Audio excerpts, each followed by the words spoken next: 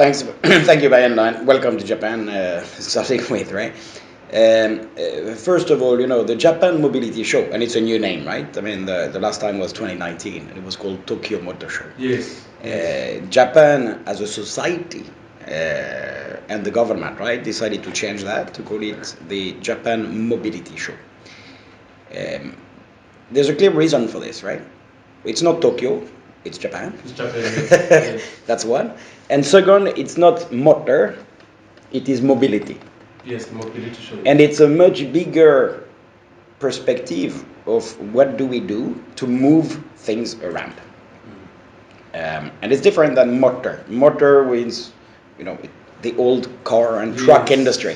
Now we talk about mobility. We talk about how do we move goods around, and we say goods and people, right, to be honest, but how do we move goods around?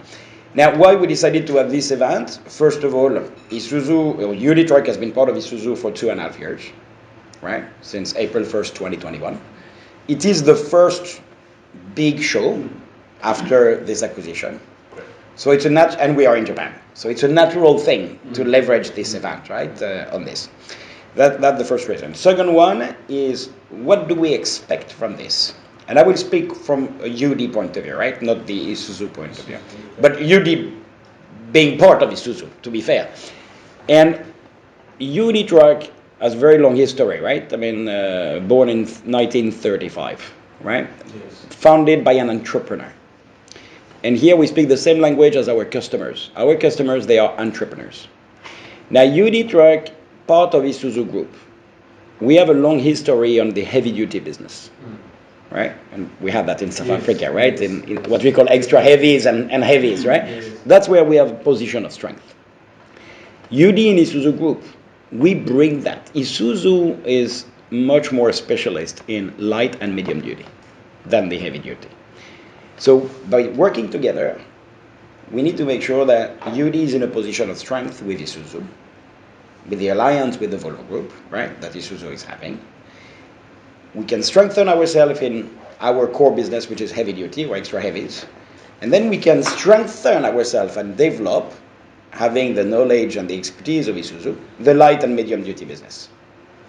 So the strategy is pretty straightforward and simple. Continue what we have done and strengthen it on a new segment to target helping our customers in those segments, right, where we are not present today. You've just done this exhibition now. What are some of the exciting things are going to happen at the show?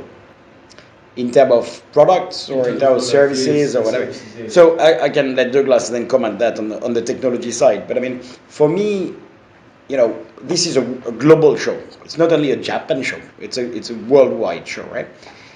What I all the time look is, from a brand point of view, we can release a lot of new things, right? On the booth you have an autonomous trucks, right, for example. So there will be a big part which is towards the transformation of the industry. Yes. And that's a big theme, right? There's also a theme which is, what do we do today and tomorrow to support our customers? So the big transformation, we like it or we don't, it's not going to happen like this, right? Electric trucks are great. Can we sell 100% of a truck in South Africa electric tomorrow? Won't work, right? So we need to adapt ourselves to the customers in the market. And I think part of the show for me is not only the revolution about the future. This is one dimension, right? I mean, how we are working on transforming the industry. But the big part is, what do we do with our customers on an everyday basis? And Euro 5, for example, if I talk South Africa, and you see on the booth, right, you have a Quester Euro 5, right? First time you see a blue Quester in Japan like this, to be very honest. And it's right in the middle of the booth. And why is that? This is what we bring, truck services, to our customer. We were the first one in South Africa to bring Euro 5. It was not the European, it was us. And we want to make sure we are supporting the society, bringing a truck which is more efficient than the Euro 3 trucks, which is lower fuel consumption, higher uptime, and lower cost for our customers. Total cost of ownership, right? Lower cost. And that's what we want to bring to the markets. And I think that's where everybody is electromobility, yes. Automation, yes. We spend a lot of time and money on this, right? But we want to spend also the right amount of money to support the customer every day. That's for me one of the big things. What has been some of the changes in UD since Isuzu has taken over? A lot of changes in the sense that on an everyday basis, if you ask Philip in South Africa, I don't think a lot of changes have happened. Which is the right thing, to be honest, right? I mean, because we need to continue our strategy. Isuzu is not asking you to change the strategy. We strengthen the strategy that we had together, and we are creating new opportunities. So to make it simple, in the upstream of the value chain, if I take engineering, purchasing, manufacturing, we are working with Isuzu to have the right scale of economy, right? To have the right development, and we have the affordability to develop our future. Okay? When we look at the sales side, the target is to grow both brands. To grow both brands, we will remain independent brands. Separate dealer network. To make it very clear, I know that's a question we get all the time. We will have separate dealer network, right? Separate people. And the reason is that we are giving a branded experience to our customer. It's not about selling a truck. We don't sell trucks. We don't sell trucks. We sell transport solution. Selling a truck is very easy. The sales guy hates me when I say that. But it's true. It's one transaction, right? But the truck will operate for 10 years. It will do 1 or 2 million kilometers. How do we take care of the customer during that time? That's the most important. And if we do that right, the customer will buy more trucks from us. If you just do a transaction of selling trucks and you don't take care of a customer, he will buy another brand. So that's for me one of the most important things that we should do. And that's why we will have different dealer network between Isuzu and UD Trucks. Is that? No, that's clear. That's right. Isuzu, UD, those two brands, are those two brands better fit for South Africa? The two brands are very well positioned in South Africa today. UD, we have been in South Africa for 60 years, right? Pretty long. Very long. And very proud of this. Are we going to be there for another 60? I think more than that, if I'm honest, right? Isuzu has been in South Africa for a very long time. And they have different position than what we have. They give a different experience to their customers. And I think we will keep that separation. So clearly, both brands, it's your question, right? Both brands and South Africa. And my answer is yes, both brands in South Africa for a very long time. We have different strengths, which are complementary. So making it even stronger. That's my opinion. So they complement each other. Yeah, Sure. Absolutely. Sure. Absolutely. And sometimes we can compete, right? And that's okay. That's a healthy competition, right? Yeah. But remember, competition is outside. Right? There's a lot of brands in South Africa, right? What the collaboration brings, to be honest, is for me, as I said, UD, from a UD point, right? We are in a position of strength today, being part of Isuzu Group. We have the right scale of economy on heavy duty business, on light duty, and on medium duty business. So what does it bring is that we are able to bring tailor-made products to our customers in specific segments. So do we want to play in all the segment, in all the market in the world? No. Clear. Some brands are doing that, we are not. We want to make sure that we are bringing, and what Douglas is doing with all the team, right? Specific products to specific segment in clear market. Yeah. And that is our strategy. So do I want to sell a generic truck everywhere in the world? No.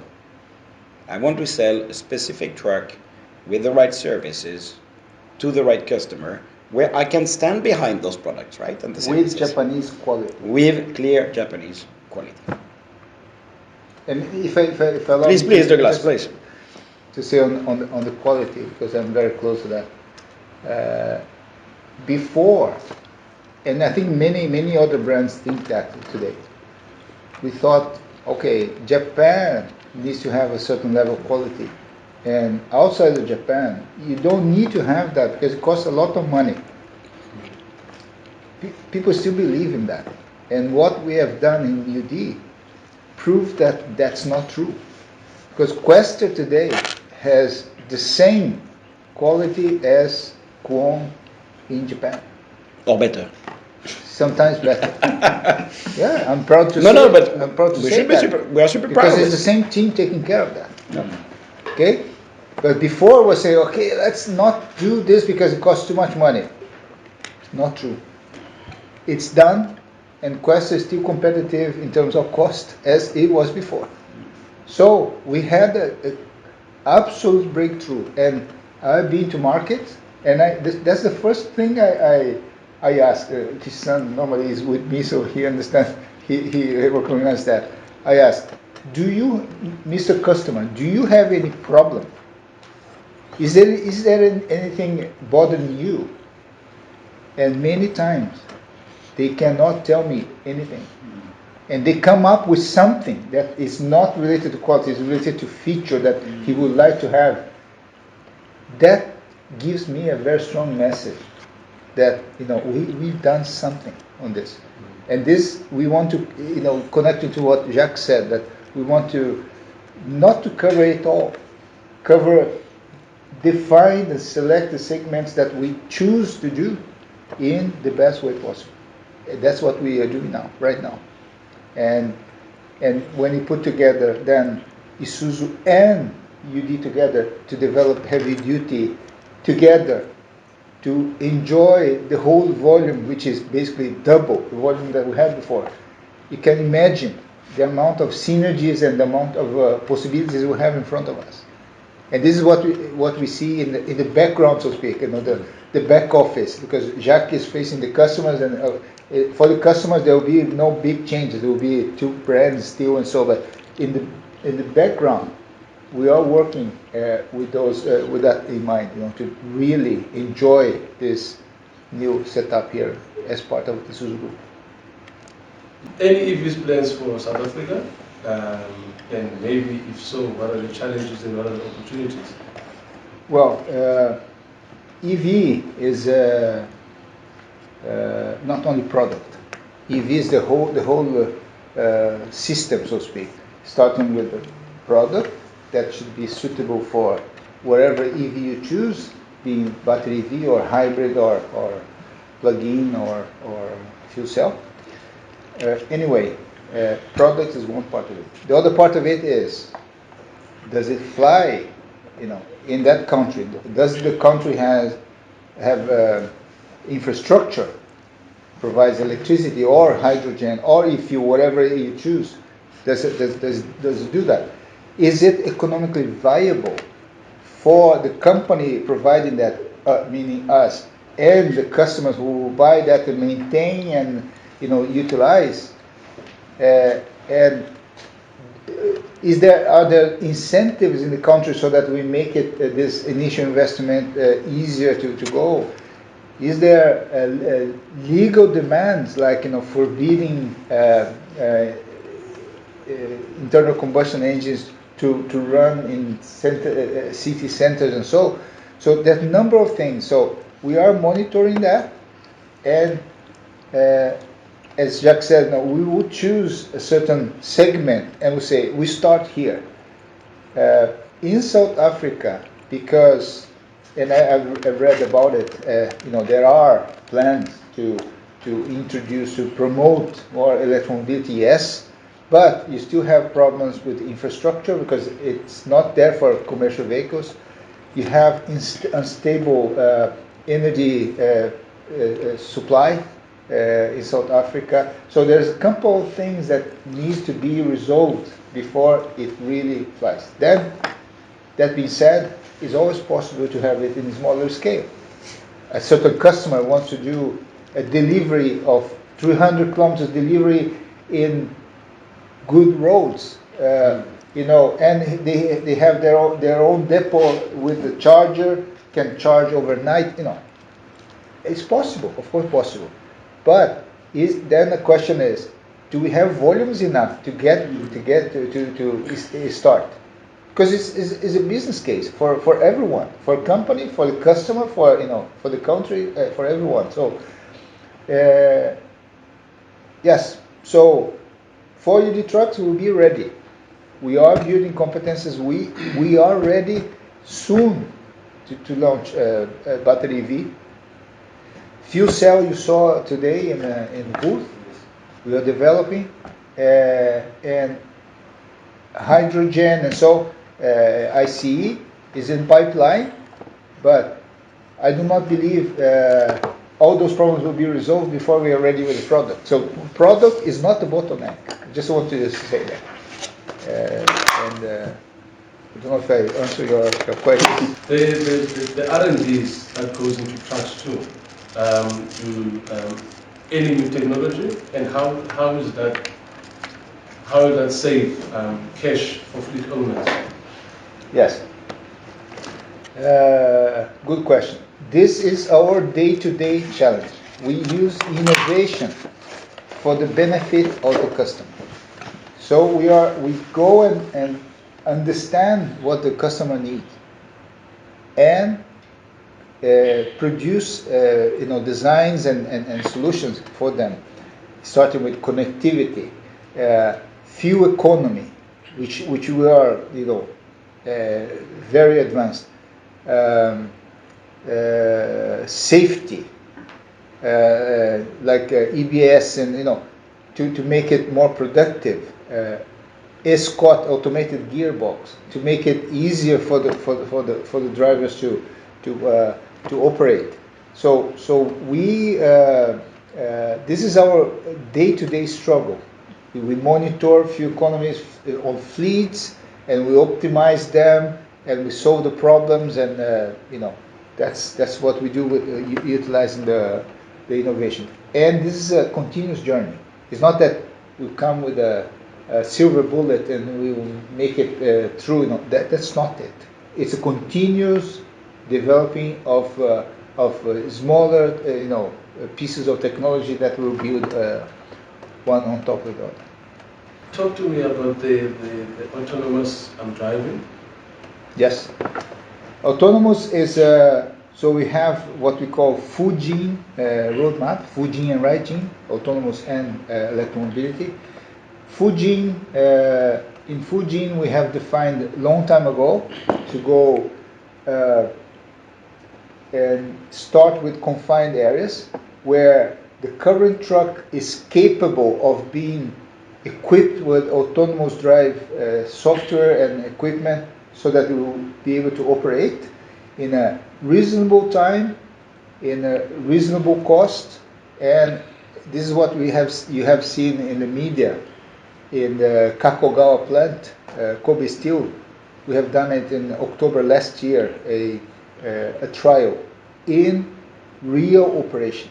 So he was actually moving his leg, for was it 2 weeks? 3 weeks. And it exceeded our expectations.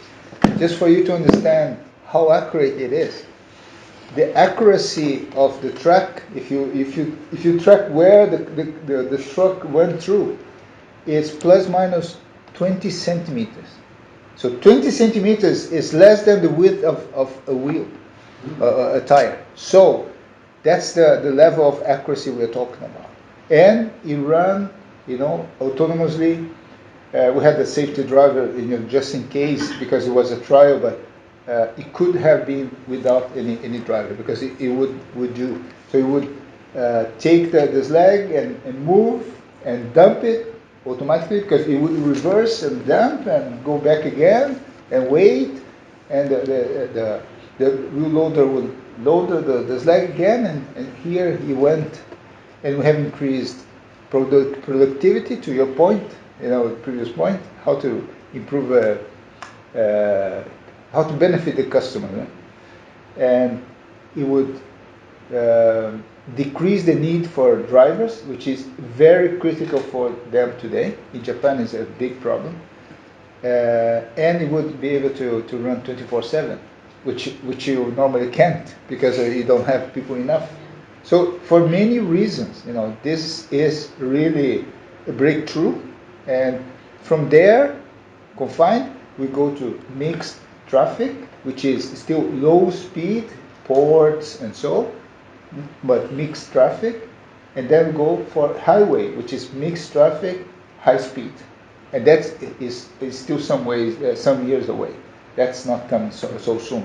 If anybody tells you that's soon on trucks, please ask again, because it is it's not so easy. We would like to hire those guys if they are correct. Yeah. I mean, maybe, but a bit expensive. They're a bit expensive. Yeah. I think there's technology, and just one thing to add: regulation. Yes. What is the framework? Yes. Or what is the legal framework or the rules and regulation in the country? Who has the responsibility if something happens? Yes. The current laws in all the market, not a single market now has regulation which take care of this. How is the machine responsible versus a human being? That's a big question. So just to build on the automation part, yes. I think that's a big question from a society point. Yeah. And I'm not saying we cannot find a solution. We can find solution and legal framework. But to change all the laws and regulation in every country in the world, it's going to take a bit of time. To put it this way, right? So it's not only technology for technology. But to complement that, safety is very close related to legislation here. Because to make a truck or a car fully autonomous is actually not so difficult in the current status of where we are in terms of knowledge. Okay? Some years back it was, but today it's not any longer. But people do not dare to say it's fully autonomous. Because if you take a Tesla Model 3, for instance, it is autonomous. And Elon Musk is always in the media saying, but he cannot guarantee that in any situation it will work. It will not hit anybody. He cannot guarantee that because the technology is not there yet. Okay, so and if this happens, because society they accept another human to drive a car and hit someone, it's normal. It's not good, but it's normal. But if an autonomous truck or car hits a person, it becomes a worldwide news. Okay, so it's totally unacceptable. So this also has to change not only legislation but also society acceptance.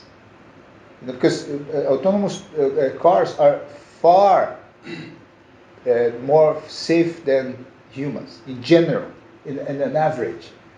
Because average of autonomous truck will be a very accurate average, very high. And while humans, depends very much. So, but when it happens to you with your family, you do not accept. So this paradigm that needs to change, and nobody dares to say that's. It's three pillars, right? Yeah. Society, legal framework, technology. Yes. And the three needs to go hand in hand before you can transform things. Absolutely. And we are very conscious of that, so we are humble. We're humble. I am humble also to say, yes, I have a solution for confined, but I do not have a solution for highway yet. Confined, that can work. Confined, even you can argue semi-confined in a private area. Exactly. That we can, we know how to do that, to be clear. We are doing it. We are, yes. Going the L5, what we call L5 level, which is full autonomous public road or whatever. From anywhere to anywhere. That's not so. We need to hold our horses. We need to be humble. It's not only a technology thing. In my view, technology is not the biggest challenge.